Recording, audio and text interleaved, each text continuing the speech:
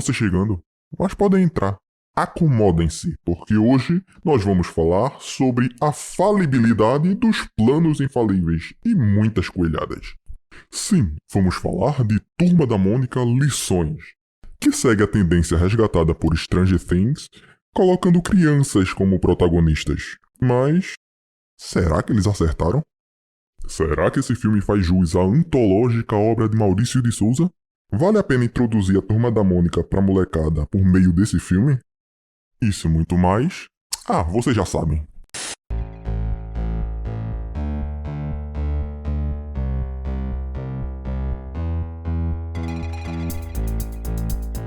Eu sou rei de todo mundo.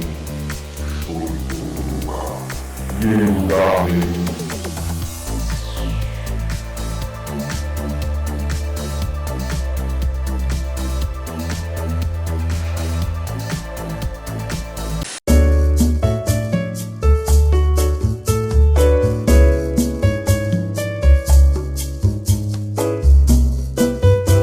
Como em todo vídeo, gostaria de pedir que curta e compartilhe essa análise nas redes sociais. E não se esqueça de se inscrever no canal. Me ajuda a bater essa meta aí para poder monetizar, beleza? E falando em monetizar, você também pode contribuir financeiramente por meio do apoio coletivo. O link está na descrição. Recado dado, vamos começar. Turma da Mônica Lições é um filme dirigido por Daniel Rezende, que dirigiu filmes como Bingo, O Rei das Manhãs e Turma da Mônica Laços, desempenhando um bom trabalho em ambos os filmes. Sobre Lições, esse segundo filme da Turma da Mônica, vamos à sinopse. A turma, ao perceber que esqueceram de fazer a lição de casa, decide fugir da escola. Na fuga, Mônica acaba sofrendo um acidente e quebrando o braço. Seus pais então decidem afastá-la da turma. O fato que serve como ponto central do problema que os personagens terão que superar é colocado de maneira orgânica e soa razoável. Quer dizer, sabemos que Cebolinha vive apanhando da Mônica. Isso em conjunto com os pais da Mônica culpando o Cebolinha pelo braço quebrado da Mônica, que de fato é o que ocorre, uma vez que a Mônica é a única que segue a contragosto o plano do Cebolinha. Vamos. Gente. Quando os pais da Mônica culpam o Cebolinha pelo braço quebrado da Mônica, essa é a gota d'água para implodir a relação amigável dos pais e justificar as consequências, ou seja, a separação dos protagonistas. Especialmente pra Mônica. Pro Cebolinha também. Mas não foi o Cebolinha que saiu com o braço quebrado disso, né? Mas é o Cebolinha que dia sim, dia não chega em casa machucado. Mas isso só porque ele provoca a Mônica. Souza, você O sabe muito bem fato é que eles temperamento da estão Mônica. crescendo. Nesse quesito, os dois lados têm uma certa razão. O paralelo que o autor faz com a peça Romeu e Julieta de Shakespeare, que a turma terá que interpretar, funciona muito bem. Na peça, a princípio, nada parece dar certo. Os personagens deixam os medos, compulsões e características pessoais se sobrepor aos seus objetivos. O medo de água do Cascão, Cascão, isso é arroz? Arroz bento, Era pra ser água benta. Tá, água benta, arroz bento, dá no mesmo. a compulsão por comida da Magali, Preciso tanto de uma amiga. Divida o jantar comigo. Claro! Mas aqui, era pra você dizer não. Mônica, essa personagem não faz o menor sentido. Você pode comer, mas antes você tem que dar sua fala. Não vou conseguir esperar tudo isso. a língua presa, quer dizer, a língua presa e a dificuldade de expressar os sentimentos do Cebolinha. Então, de hoje em diante, eu não vou ser mais Lomeu. Lomeu? Lomeu não dá, né, Cebolinha? Até quando você vai ficar trocando letra? Você tem que dar um jeito nisso. E você quer que eu fale o quê? Então, de hoje em diante, esse não sei lá mais meu nome. Pode me chamar de meu amor, porque eu te... Por quê? Eu te... Cebolinha! Não dá, Mônica. É muito difícil. A peça demonstra o grande caminho a percorrer e empecilhos que terão que ser superados para tornar os laços entre os personagens mais sólidos. Diferente do seu antecessor, este filme trata de maneira exclusiva a relação interpessoal entre os personagens e a evolução dessa amizade. O filme Turma da Mônica Lições, no que tange ao desenvolvimento dos personagens principais, consegue superar o Laços, que já havia feito um bom trabalho nesse sentido. Aqui, a característica dos personagens são enfatizadas, e até a personalidade dos mesmos estão mais próximas dos quadrinhos. Pontua aqui a Magali, mais esfomeada. Magali! Oi? Vamos brincar? Não, Milena. Por quê? Não terminei de comer. Não? Vamos aproveitar o recreio. Eu vou. Pegar mais comida. O filme até sugere um problema com ansiedade para justificar a compulsão, o que faz total sentido, A gente também tá querendo colocar a Magali num curso que dê uma segurada na ansiedade. E na fome. criando um paralelo entre o universo mais caricato dos quadrinhos com a vida real, tornando tudo mais crível. E a personalidade do Cascão também vale mencionar, que se mostra mais afoito e sagaz. O plano vai ser esse. A gente vai pular o mulo, vai pela pracinha, faz a lição e amanhã a gente volta. Esse é o pior plano que você já fez, sabia? Ah, tem sorvete na pracinha, pelo menos. É um bom plano. Magali! E aí? Oi, Cebolinha. Oi, Cebolinha. Você achando, hein, Cebola? Por que você tá tão feliz do nada? Agora eu sou o dono da lua. Entendeu? Oh, parabéns, dono da rua. Mas o que a gente faz agora? Hein?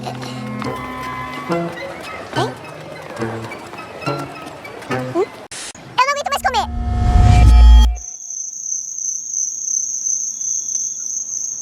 Depois que a Mônica foi embora, parece que o monstro da minha barriga aumentou umas 10 vezes. Não sei mais o que fazer, gente. Eu acho que eu tô doente. Cebolinha, sério. Isso é um problema de proporções mundiais. A Magali vai comer toda a comida do mundo, é sério. A gente tem que fazer alguma coisa. Se aproximando mais dos quadrinhos do que o filme anterior, sendo assim possível notar uma evolução entre os filmes. Os enquadramentos são criativos.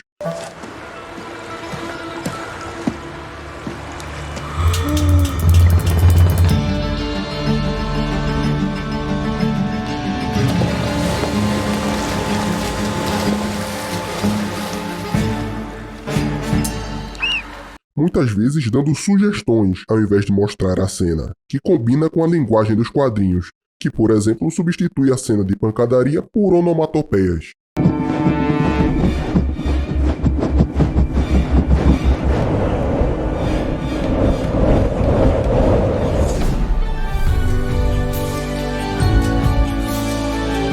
A ambientação é impecável, consegue dar vida aos quadrinhos. O espectador se sente no bairro do Limoeiro. E os personagens? Os personagens são tão fiéis à obra original que só de olhar você consegue identificar quem são. A adaptação nesse aspecto beira a perfeição. E enterra de vez a narrativa de que uma fidelidade deste nível não funciona nas telas, que é preciso abrir mão da caricatura em prol do realismo. As mudanças, adaptações, são sutis e bem planejadas. Um baita acerto e sinal de humildade da direção que não se deixou seduzir pelo fantasma do preciso deixar minha marca. Bem, como a imagem vale mais do que 1000 palavras, acho melhor mostrar do que falar em si. Então vamos comparar os personagens do filme com suas respectivas versões dos quadrinhos. Mônica, pai da Mônica, mãe da Mônica, Magali, pai da Magali, mãe da Magali, Cascão, pai do Cascão, mãe do Cascão, Cebolinha, pai do Cebolinha, mãe do Cebolinha, Tonhão, o valentão dos quadrinhos, Milena, a personagem nova, Dudu, Tia Nena, Humberto, do Contra, até o rabo de cavalo eles colocaram, Marina, Franjinha, Tina, Rolo, Zecão, Pipa, Nimbus, e tem esse Pedrão aqui. O visual é tão peculiar que parece que saiu diretamente dos quadrinhos, mas não consegui identificar. Talvez seja o personagem criado especificamente para o filme. Se você já leu alguma história com ele, deixe nos comentários aí. E ele serve para mostrar os dois lados de uma mesma face. Por exemplo, ele também era um bully, assim como o Tonhão, mas o Tonhão agia assim por uma motivação e ele por outra. Enquanto o Tonhão fazia mais pela maldade, este Pedrão fazia por conta de uma certa insegurança e o tratamento que os outros davam para ele em relação a esta insegurança que ele cultivava. Tá tudo bem? É que eu dei minha maçã pra ele e ele pensou que eu tava chamando ele de gordo.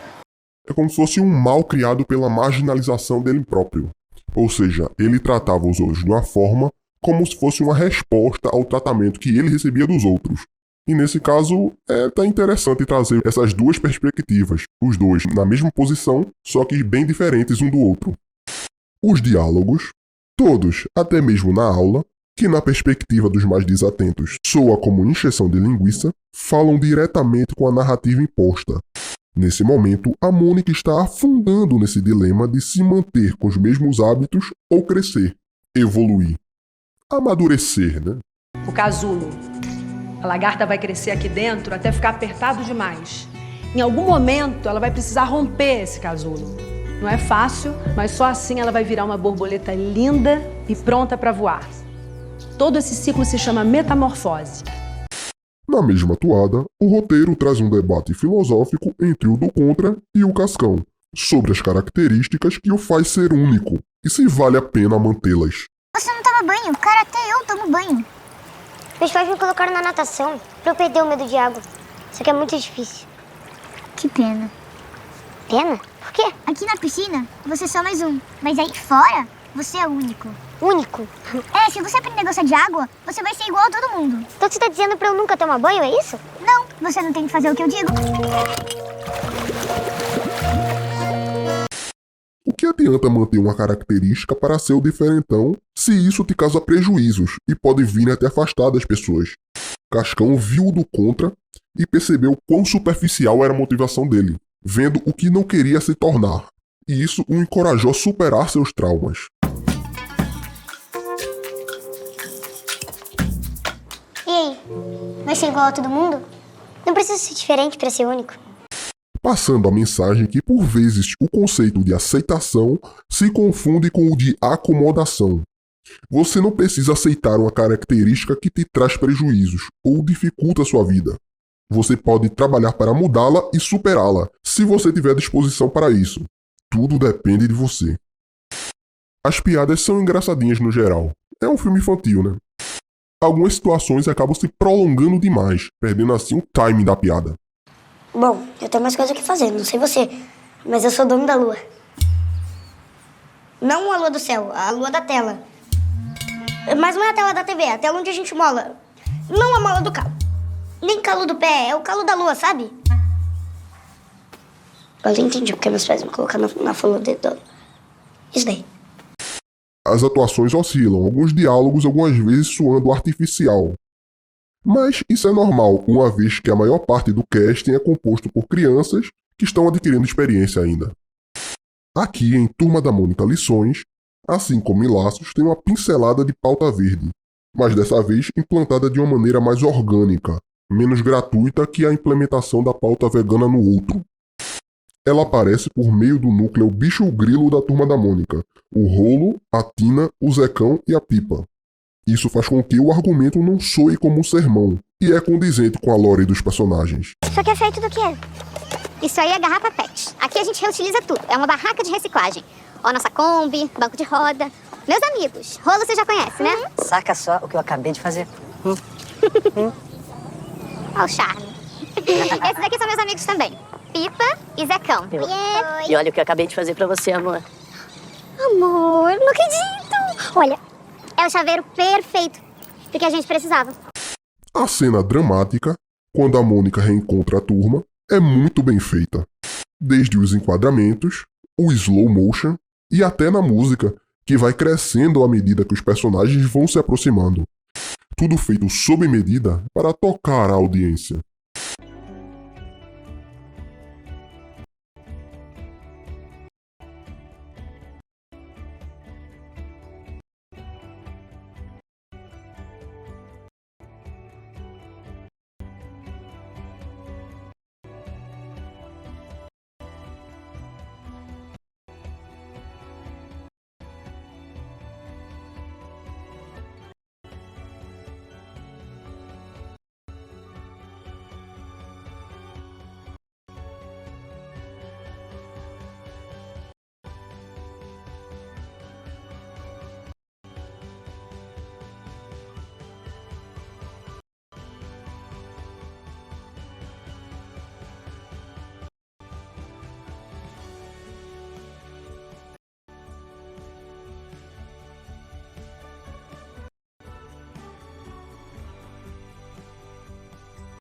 Vamos para o desfecho então, a peça teatral.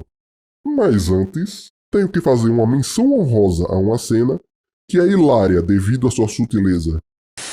A Mônica fura o castigo para atuar na peça. Os pais da Mônica ficam furiosos e os do Cebolinha acham graça. Quando o Cebolinha aparece, o semblante muda na hora, ficando na mesma condição que os pais da Mônica. Vejam a cena. Você liberou ela do castigo? Eu não liberei a Mônica de nada. E os Montecchios tinham filho? Romeu, Cebola. O que é isso? Tá, vamos voltar ao teatro, né? Bem, a peça acontece e a turma supera seus medos, compulsões e adversidades. Um sacrifício simbólico superando seus limites em prol da amizade. Os pais na plateia ficam boquiabertos. Estes recebem a maior lição do filme. Percebem que as superficiais mazelas dessa união não são nada em comparação com o quanto eles podem crescer juntos. Apenas a amizade conseguiu fazer o que os pais, mesmo com muito esforço e investimento, não conseguiram fazer. A gente pode crescer sem deixar de ser criança. Pode. Pode mesmo. Não é que você ensinou uma lição para sua mãe? O tema lições circunda a trama sendo abordado de diversas formas. O início de tudo, o problema é causado pelo fato da turma ter esquecido de fazer a lição de casa. Não é isso. Eu não fiz a lição. Eu também não. Nem eu. Os pais tentam separar a turma para dar uma lição nos filhos. Talvez seja um momento difícil, mas necessário, não é? A turminha se desgrudar um pouco. E no fim, os filhos dão a lição nos pais. A recorrente presença desse aspecto na obra revela que tudo, até mesmo o nome, foi planejado com esmero. Foi abordado de uma maneira sutil, extremamente assertiva.